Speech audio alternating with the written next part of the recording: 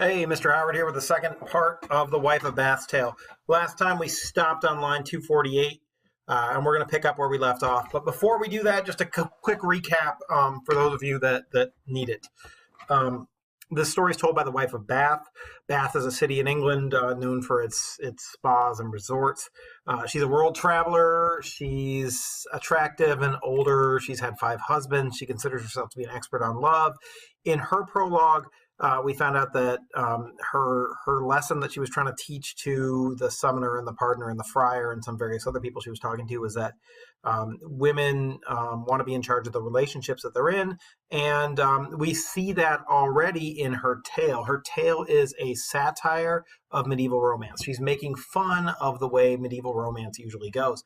It's a King Arthur story starring a knight. His name isn't Gawain, but when you think about Gawain and the inversions that are going on in here, it actually makes sense, like Gawain in the story with the lady who's the most attractive woman in the world and he has to resist her. In this story, we have a knight who is riding by a river and he sees a naked girl who's crying and rapes her, as opposed to what a knight should do, which is rescue her. And so we automatically invert the trope. We make the knight into a rapist, and this is all horrifying by modern standards, but this tale is supposed to be funny by medieval standards, and so you can sort of see how things have changed a little bit.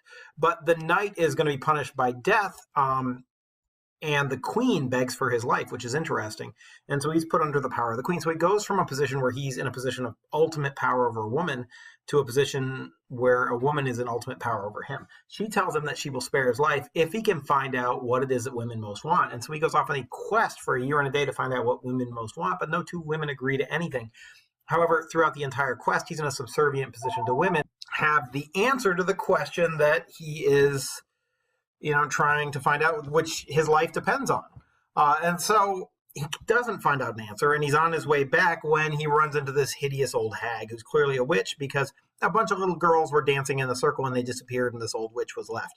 Now, and the witch tells him the answer, but before she does, she makes him promise to do whatever she next asks. And so he goes back to the queen and he tells her that what women most want is to be in control of the relationship. This is the advice that he's been given by the old hag. And this is the correct answer. The queen and everybody there, they're like, yes, you're right. Congratulations, you saved your life. At which point the old lady steps forward and she's like, I want to marry this guy. And because he's promised to marry her, he has to marry her. And of course, look at the inversion to the Sir Gawain story. Here's Gawain, who is in a room with a girl who's the most attractive in the world, who wants to be with him, even though she's married to another lord, and Gawain's about to die. Well, here's a guy who's just saved his life just now, and he wants to, he raped a girl. He would have no qualms about sleeping with anybody he wanted to, whether she was married or not. But now he's being forced into a marriage with a hideous old hag, and that's the inversion that Chaucer's going for. He's playing with the Sir Gawain story. He's playing with the kinds of tropes that you can expect to see in medieval romance. And, he's teaching this clear lesson. So that's where we're going to pick up. Where we left off was, I'm just going to repeat this one little bit of the poem, and then we'll keep reading.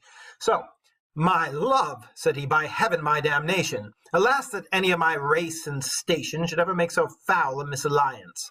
And I didn't analyze these words last time, but they're worth analyzing. Race and station, in this case, he is of the nobility, right? So he's like a highly ranked person. Station would be like his social status. Misalliance is a reference to a marriage, except we're calling it an alliance because back in the day, people of high social status, often their relationships were predetermined for political reasons, right? So you'd marry somebody and form an alliance with them. Well, in this case, he is forming an alliance metaphorically with a hideously old peasant woman. And so in every possible way, she's a bad match for him. He's attractive. She's ugly. He's rich. She's poor. He's of noble birth. She's a peasant. He's young. She's old. They're opposites. And it's a terrible marriage for him. Yet in the end, his pleading and defiance all went for nothing. He was forced to wed. He takes his ancient wife and goes to bed. Yeah, thanks, Chaucer. You went there. So don't worry, it rewinds just a little bit for us. The wife of Bath then says, now peradventure, which means by chance. Some may well suspect a lack of care in me, since I neglect to tell of the rejoicing and display made at the feast upon their wedding day. I have but short answer to let fall. I say there was no joy or feast at all. So she's like, hold up. I know some of you are like, well, I wanted to hear about the wedding. If there's a marriage in a story, they got to show us the wedding and what it's like. Where's the wedding? And she's like, yeah, there was no real wedding or party or anything. Nothing but heaviness of heart and sorrow. He married her in private on the morrow.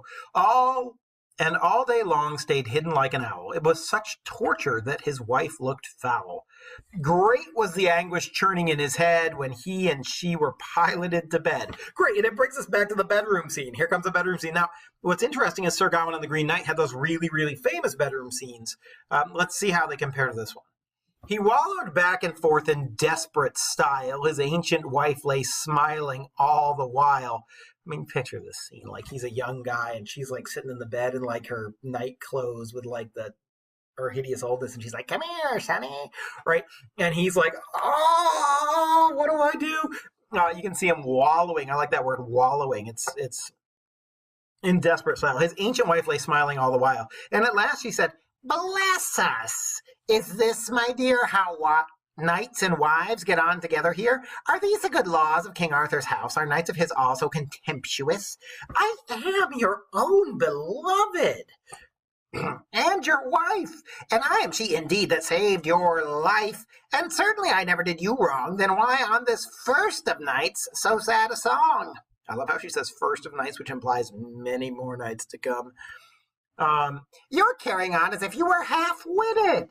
Say, for God's love, what sin have I committed? I'll put things right if you will tell me how. So she's like, look, I've done everything right. I saved your life. You should be thankful to me. Come here, sonny boy. Right, put right, he cried. That can never be now. Nothing can ever be put right again. You're old and so abominably plain, so poor to start with, so low-bred to follow. It's little wonder if I twist and wallow.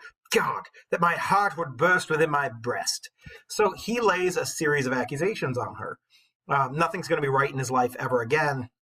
She's old, so she's a bad match for him in age. She's ugly, so she's a bad match for him in beauty. She's poor, so she's a bad match for him in wealth.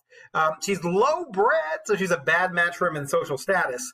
No wonder he says, I'm twisting and wallowing, and then he wishes that his heart would just explode and then he'd have a heart attack and die. Which is funny, because all he wanted to do yesterday was stay alive, but now that he's in this situation, he's like, oh God, I wish I would die.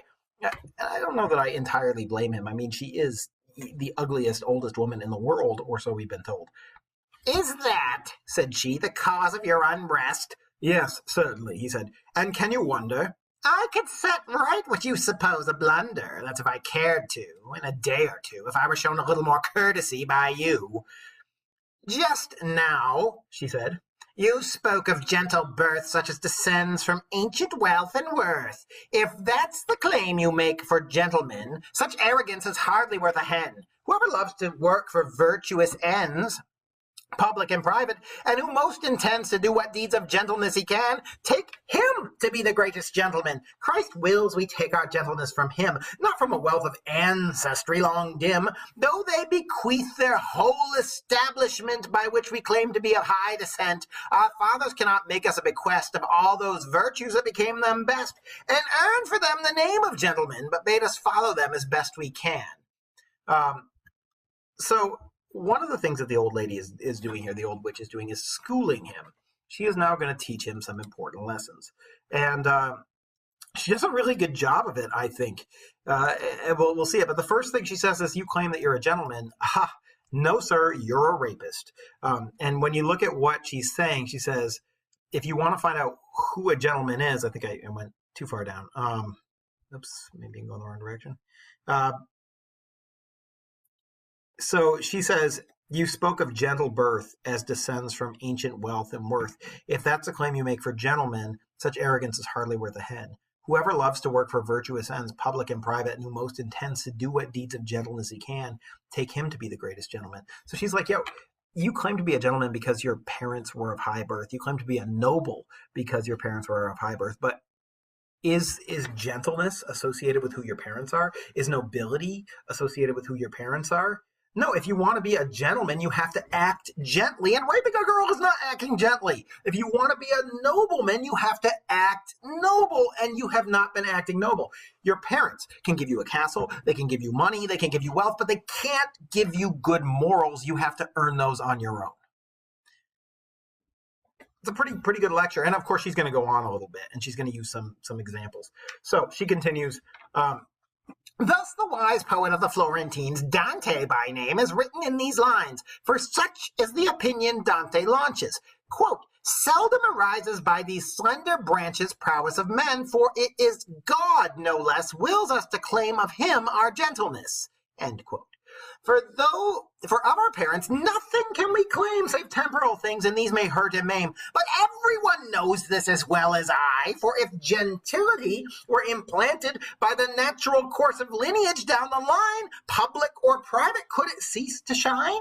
In doing fair work or gentle deed, no vice or villainy could then bear seed. Take fire and carry it to the darkest house between this kingdom and the Caucasus, and shut the doors on it and leave it there. It will burn on, and it will burn as fair as if 10,000 men were there to see. For fire will keep its nature and degree, I can assure you, sir, until it dies. But gentleness, as you will recognize, is not annexed in nature to possessions. Men fail in living up to their professions, but fire never ceases to be fire.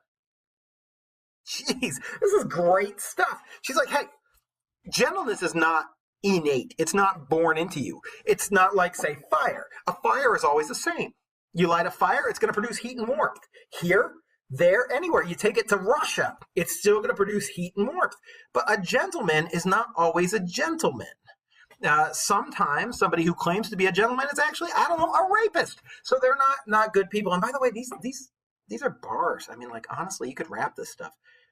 Take fire and carry it to the darkest house between this kingdom and the Caucasus, and shut the doors on it and leave it there. It'll burn on, and it'll burn as fair as if 10,000 men were there to see. For fire will keep its nature and degree, I can assure you, sir, until it dies. But gentleness, as you will recognize, is not annexed in nature to possessions.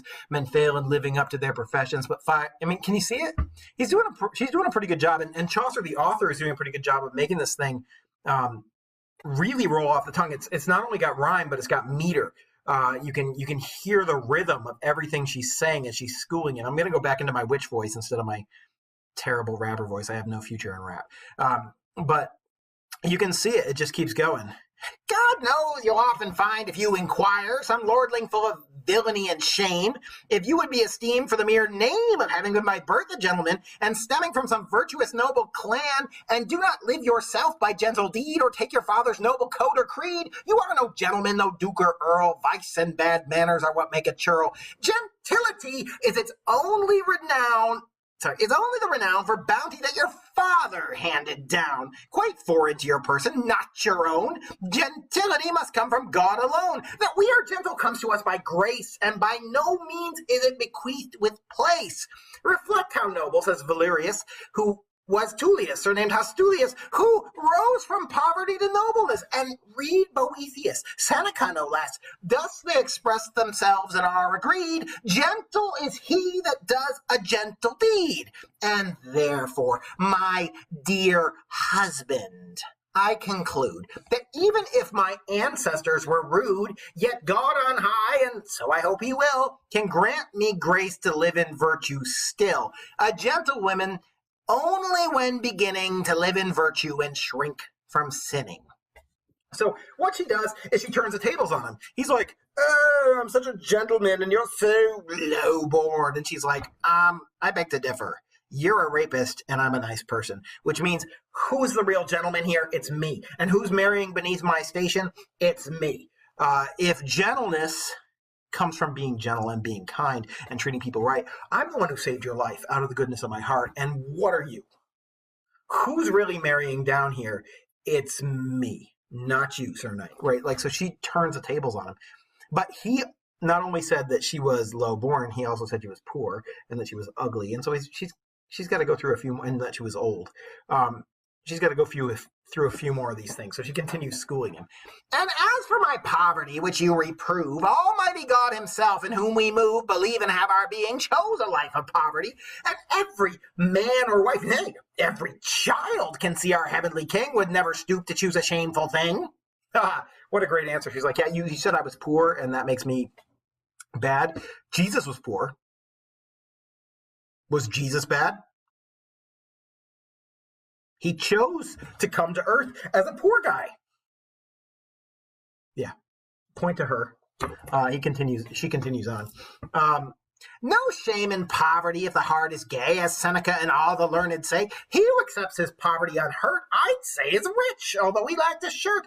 But truly poor are they who whine and fret and covet what they cannot hope to get. And he that having nothing covets not is rich, though you may think he is a sot. True poverty can find a song to sing, Juvenal says, a pleasant little thing. The poor can dance and sing in the relief of having nothing that will tempt a thief. Though it be hateful, poverty is good, a great incentive to a livelihood, and a great help to our capacity for wisdom if accepted patiently. Poverty is, though wanting in estate, a kind of wealth that none culminate. Poverty often, when the heart is lowly, brings one to God and teaches what is holy, gives knowledge of oneself, and even lends a glass by which to see one's truest friends. Pause. So her take on poverty is pretty interesting. Essentially what she's saying is, you know, you tend to think of rich and poor as having to do with money. And she's like, no, rich and poor has more to do with your state of mind. Do you have everything you want? She's like, I posit that a person who has everything they want is rich, and a person who doesn't is poor. And I think this is brilliant, honestly. The idea here is that if you have everything you want in life, then you don't need money. You're wealthy, you're rich. And case in point, when I was a student in college, I went to Norwich University in Vermont, and it was always cold and snowy in the winter. And I remember one time I went to the library a lot, as you might imagine. No surprise there, Howard. But there was a custodian that always worked at the library, and he was like the most cheerful person I ever met. And I, struck up a friendship with him. He was an older gentleman, and I remember one time, he was, and I'm not saying I was depressed in college, but I think everybody, when they're in their teens or 20s, goes through that sort of depression. Maybe it's because we haven't done things in our lives that we can look back on at that age and feel proud of. There's something there, and like as you get older and you have a family and you do things, and you create sort of a series of things that you can be proud of. It's easier. I don't know. That's just a speculation. But this guy was always happy, and I remember seeing him one day, and he was just the most cheerful I'd ever seen him. And I asked him why he was so happy, and he answered that he had a ham sandwich for lunch. His wife had cooked a ham, and he was all excited that he was going to have ham for a few days. And he was just like, that was the greatest thing to him. I guess normally he had bologna and cheese, and he was sick of it. And ham was, usually more expensive than he usually had. Whatever. But I was like thinking to myself, like, what's wrong with me? Why am I, depressed? Here I am going to college, and I've got all these things going for me. What right do I have to feel like, I don't know, when this guy has like nothing and he's excited and cheerful about a ham sandwich? And then I saw him a couple days later. It was snowing, and he was out shoveling the walk, and I said to him, I was like, oh, I'm sorry. Like, here you are doing this work, and the snow's coming down like crazy, and by the time you're finished, you'll have to start again. And he turns to me and he's like, hey, yeah, it's just job security falling out of the sky. You got to find the bright side in life. Like, if it keeps snowing, I keep shoveling. If I keep shoveling, I stay employed. And I was like, holy mackerel, this guy's got life figured out, and I clearly don't. By all standards, being a college student destined for, a career and all that kind of stuff, like I was in a better position than he was, but I certainly envied him at that time because he was happy with what he had, and I was not at the time happy with what I had. And this is her statement here. I mean, if you look at rich people, how many times do you see these rich people that have helicopters and Maseratis and these fanciful lives, and like they're unhappy. They end up divorced or on drugs or committing suicide or whatever. They have millions of dollars, and none of these things make them happy. So if wealth is a measure of happiness, rather than a measure of money. She seems to flip the tables on him again. Look at the end of this. She says, poverty often, when the heart is lowly, brings one to God and teaches what is holy, gives knowledge of oneself, and even lends a glass by which to see one's truest friends. Rich guy never knows if his friends are his friends or if they are friends of the money. Poor guy knows. And since it's no offense, let me be plain. Do not rebuke my poverty again. And so at the end of it, she disses him and she's like, stop calling me poor. When we look at the two of us, which one of us is happy? Me. And which one of us is unhappy? You. So which one's rich and which one's poor and which one's marrying below her station again? Oh, right, me. And so she's flipped it on him a second time. Lastly, you taxed me, sir, with being old. Yet even if you never had been told by ancient books, you gentlemen engage yourselves in honor to respect old age. To call an old man father shows good breeding, and this could be supported from my reading. You say I'm old, and fouler than a fen. That translates to, she smells worse than a swamp. You need not fear to be a cuckold, then. Oh, the word cuckold, you probably want to know, is that it's an old word that was a noun for a husband whose wife is cheating on him. Now, we don't use it anymore, but there it is. So she's like, this is terrible. She's like, you don't have to worry about me cheating on you because who's going to want to tap this? Right? Like that's essentially her statement. It's funny and horrifying, but there it is. You say I'm old and fouler than a fen. You need not fear to be a cuckold then. Filth and old age, I'm sure you will agree, are powerful wardens over chastity. Nevertheless, well knowing your delights, I shall fulfill your worldly appetites. Oh, and at the end of this, she's like, and by the way, we old women know how to keep the men happy. Yeah, probably she's like smoothing the bed sheets or whatever at this particular moment. And again, look at the Sir Gawain scenes in the bedroom, and look at this one, and look at the contrast and how they're opposites.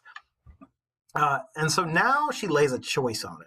You have two choices. Which one will you try? To have me old and ugly till I die, but still a loyal, true, and humble wife that never will displease you all her life? Or would you rather I were young and pretty and chance your arm what happens in a city where friends will visit you because of me?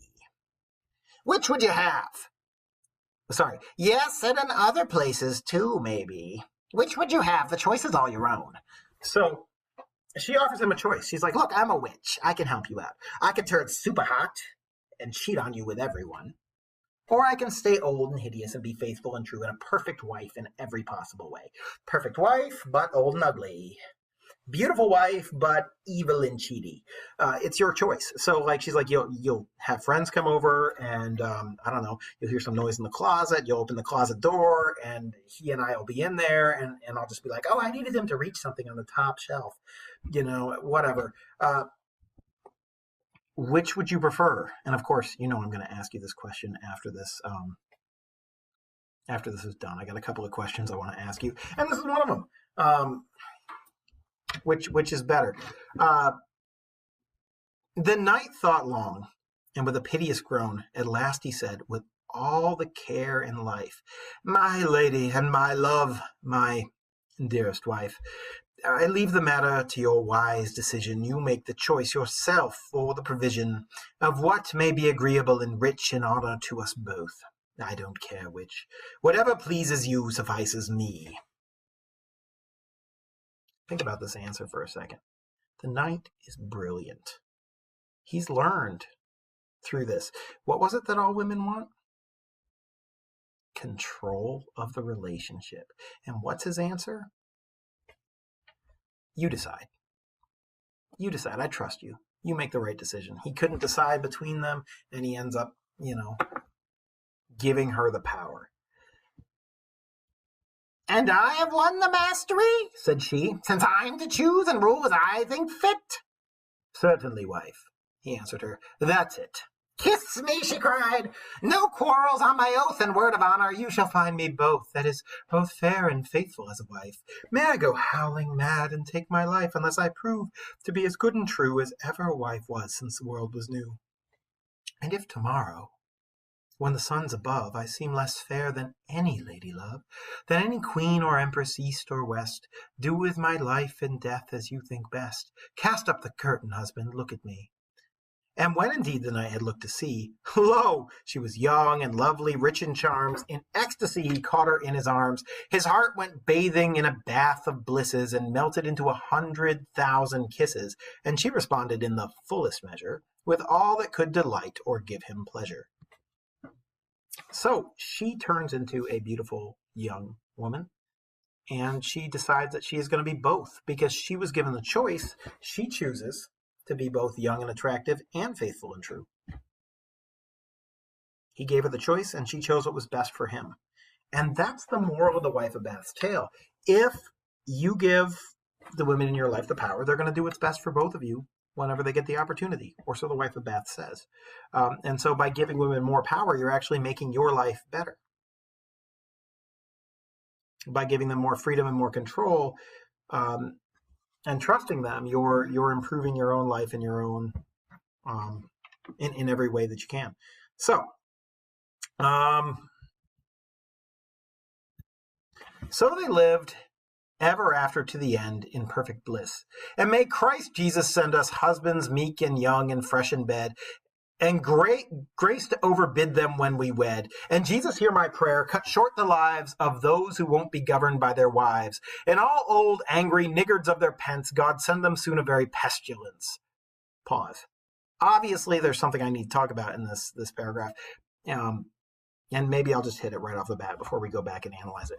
That word right there, niggards, is an old word that is not used in the English language anymore for obvious reasons. It goes back to, it actually has nothing to do with the more modern racial slur. The more modern racial slur has to do with the Spanish for the color black, negros, right?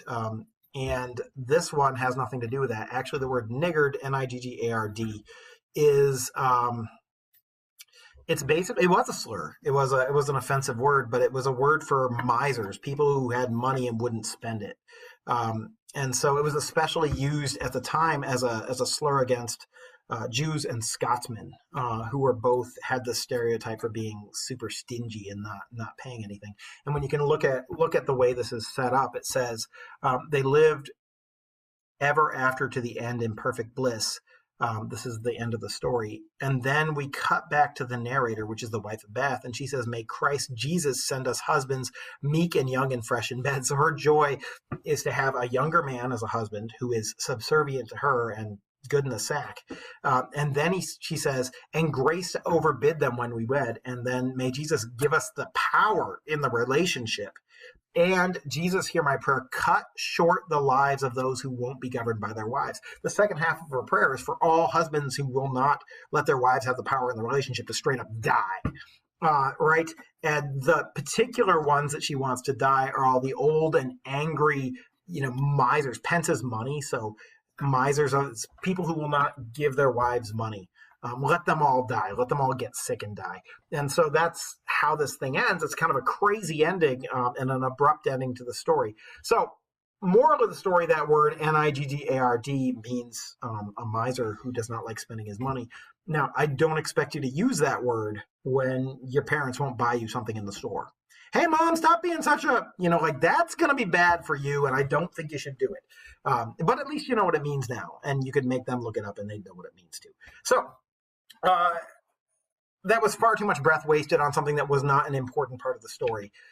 So let's look at how this story ends. And in fact, the question of the story, I think, is one of poetic justice. This knight, is he a dynamic character or is he not? A dynamic character is a character who changes in attitude or morality over the course of a story. A static character is one who does not. And the question at the end of the story is the knight really changed? Has he learned to respect women? Is he giving her the power because he understands the correct behavior is to give women the power in the relationship? Or is he manipulating her with the knowledge that he's found? Has he changed? Is he a better person? Or is he not? I think that depends on your interpretation of the story and of the character himself and whether that character deserves what he gets. Because on some level, he's a rapist and he ends up marrying the most beautiful and perfect woman in the world. And how is that fair? But if he's learned his lesson, then maybe it's a correct reward for his change in behavior and ideas. If he hasn't, then he's gamed the system. And clearly, I think the wife of Bath thinks that he has changed, but Chaucer's the actual author of this piece. And what does he think? I mean, is the guy just playing the wife or not? And that's something that we'll want to consider as we go forward. That said, the Wife of Bath's Tale is incredibly progressive for its time period. We're talking about a time period that is dominated by patriarchy. The men have all the power in the relationship. They own all the money. They own all the land. Women can't inherit anything. They can't divorce. They have no say in any kind of government or control. And so this story says, even though women don't have any legal control, any man who is intelligent will give his woman control because he'll be happier in the end. And it shows a desire for equality and respect that is sort of unheard of in literature of the time. So Chaucer is really like light years ahead of himself in a lot of the themes and ideas of this story. All right, I'll ask you for a reaction shortly, but you can see what's going on here. I guess one other thing I'll add is how much power the women have in this story is also I think a commentary directed at medieval romances in which women have almost no power, right? In a medieval romance, the woman is almost always an object of affection. She has no personality. She has no power. She's valued for her looks. Her beauty is often the only thing that's talked about. Look at the lady in Sir Gawain and the Green Knight. She's obeying her husband in, trapping Gawain and doing the things that she does. And she has no established personality of her own whatsoever, aside from being beautiful and subservient. So, the women in this story are given much more agency and much more personality. And she's actually, this old lady is able to school the knight. And her lessons are, we talk about the lesson of the story being, give women the power. That's clearly the lesson of this story. But there are so many other lessons of this story, and they come out of the old lady's speech. And they're powerful social lessons too, that in order to be a gentleman, you have to act gently. In order to be noble, you have to act with nobility that comes from your action, not your birth. Guys, Chaucer is the son of a merchant, and he's writing this for a noble audience. This is the son of a merchant saying to the nobility, stop pretending you're noble unless you act noble. He's schooling them through the guise of this old woman, and he does it beautifully. Wealth. Again, Chaucer comes from a merchant family, and these wealthy families are these noble families are enormously wealthy. And he's like, wealth has nothing to do with how much money you have. Wealth has to do with how happy you are. Stop trying to get things you can't get and not being happy unless you have everything, and find a way to be happy with what you have, because happiness is the true wealth of the world. Boom.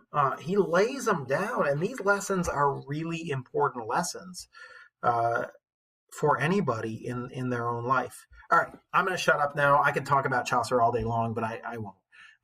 I'll leave you some classwork in just a second. Thanks.